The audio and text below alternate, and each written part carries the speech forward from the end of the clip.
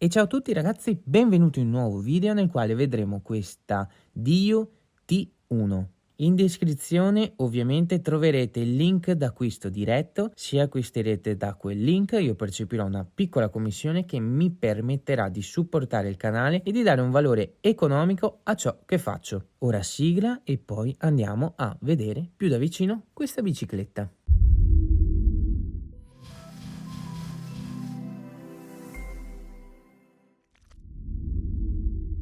La fascia di prezzo in cui si inserisce questa bici è di circa 800 euro, dipende ovviamente dagli sconti, quindi una fascia media per questo tipo di bici. Il telaio è fatto in lega di magnesio e non presenta nessun punto di saldatura su tutta la superficie del telaio. Il peso è di circa 22,5 kg ed il colore è solo quello che vedete, grigio blu opaco. La forcella all'interno ha dei rinforzi ed anch'essa non presenta nessun punto di saldatura. Il motore è da 250 watt, quindi legale. Il display invece è rappresentato da un indicatore a 3 LED che ci aggiorna sullo stato della batteria. L'unico tasto da premere è quello verde per accendere e spegnere la bici o accendere la luce anteriore. La batteria è da 36 volts, 10 ampere e ci mette circa 5-6 ore per caricarsi. Il motore viene mosso dal sensore di coppia integrato nel movimento centrale. I cerchi sono a 3 razze pieni e sono da 20 pollici. Per maggior comfort abbiamo associato a questa bici un reggisella ammortizzato. I freni sono meccanici a disco e le leve hanno i sensori integrati per l'interruzione dell'alimentazione elettrica. La trasmissione è a 7 velocità Shimano con manettino a levette e deragliatore Turney. All'interno della confezione troveremo le istruzioni, le chiavi per montarla, il caricabatterie ed anche l'acceleratore, oltre ad ovviamente una coppia di chiavi per smontare la batteria. L'autonomia dichiarata è di 55 km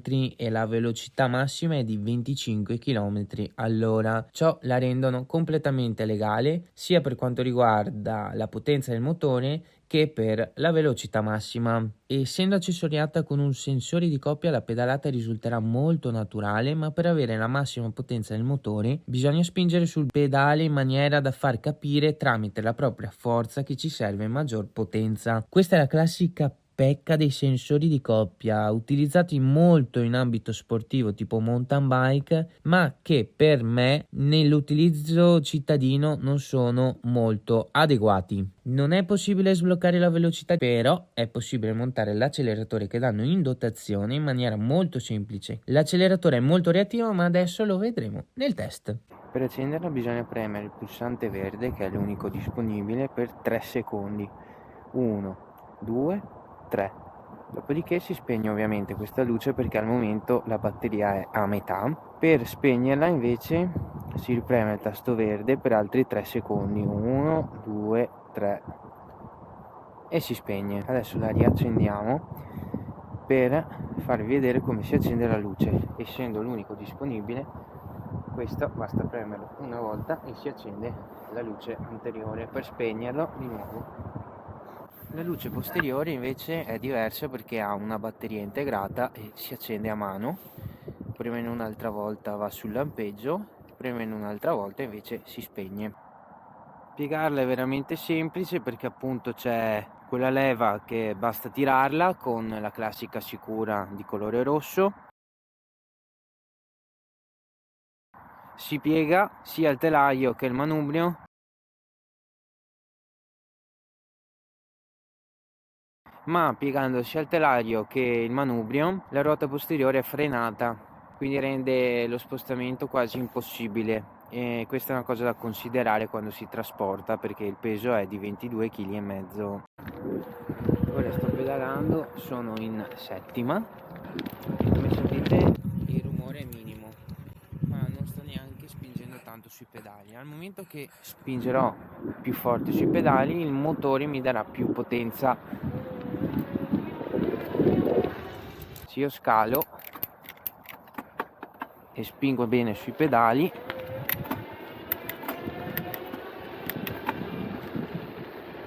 così è il corretto utilizzo di questa bici avendo un sensore di coppia all'interno del movimento centrale. Vediamo un attimino con l'acceleratore come si comporta. È molto reattivo, perché come richiedo l'assistenza mi dà assistenza, e come mollo l'acceleratore mi interrompe l'assistenza.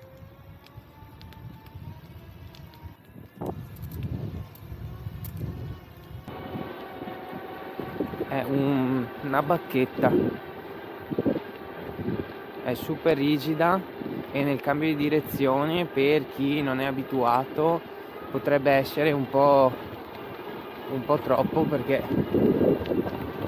proprio non si muove. Ovviamente se freno e accelero non funziona niente. Come capire se l'assistenza che mi sta dando è la massima potenza o meno? Io adesso sto spingendo sui pedali, però se accelero sento che il rumore del motore aumenta, perché aumenta anche la potenza dell'assistenza. Ovviamente, ribadisco, con l'acceleratore è legale, ma io vi sto solo testando questa bicicletta per farvi capire l'assistenza che vi può dare e anche l'utilizzo che ne potete fare. Poi traete voi la conclusione. Ora vi elenco un po' di pro e contro, ma come sempre vi ricordo che ad ogni bisogno corrispondono esigenze diverse e bisogna appunto capire per il proprio utilizzo se questa bici potrebbe andare bene. Partiamo dai pro. A chi piace il design futuristico, questo è un telaio che rimanda a qualcosa di particolare. Anche la qualità-prezzo dei componenti e del montaggio è superiore rispetto ad altri marchi. La pedalata è naturale e silenziosa. L'assemblaggio da nuova è molto semplice, arriva premontata. Io ho dovuto solo montare il manubrio, parafanghi, ruota anteriore e regolare un po' il freno davanti. Il portapacchi è già montato, a differenza di molte altre bici a cui bisogna montare portapacchi, entrambi i parafanghi, la ruota anteriore e regolare entrambi i freni e la trasmissione. L'autonomia dichiarata è effettiva, ma con temperature fredde e pressione pneumatici non corretta l'autonomia potrebbe essere anche di 30-35 km. Ovviamente inficia anche il peso dell'utilizzatore, il tipo di terreno, se è sterrato o asfalto, ed anche eventuali dislivelli. Ricordo sempre che l'autonomia di una bicicletta elettrica ha troppi elementi che la possono influenzare. Ora passiamo ai contro. Per gli amanti del display, specialmente a colore, o per i paranoiati che devono per forza vedere quanti chilometri si sono percorsi, questa bici non va bene per voi. Non si possono modificare i parametri della bici, quindi giustamente non si può sbloccare la velocità, ma neanche modificare la modalità limitando la velocità. Questa bici ha solo una modalità ed è limitata a 25 km all'ora, o si accende o si spegne. La pedalata, come già detto in precedenza, è molto naturale, ma per chi vuole raggiungere la velocità di 25 km all'ora, che ricordo essere la massima, bisogna spingere nei pedali. Ciò si può ovviare montando l'acceleratore, che ricordo essere illegale. Il prezzo è un po' alto per il tipo di bici, ma non per lo stile. Si paga prettamente un design minimalista. Bene ragazzi, siamo arrivati alla fine di questo video.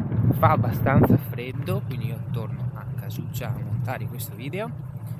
Vi ricordo di iscrivervi al canale, è gratuito e a voi non costa niente, ma a me fa una grossa differenza. Inoltre in descrizione troverete anche il link d'acquisto diretto per questa bici.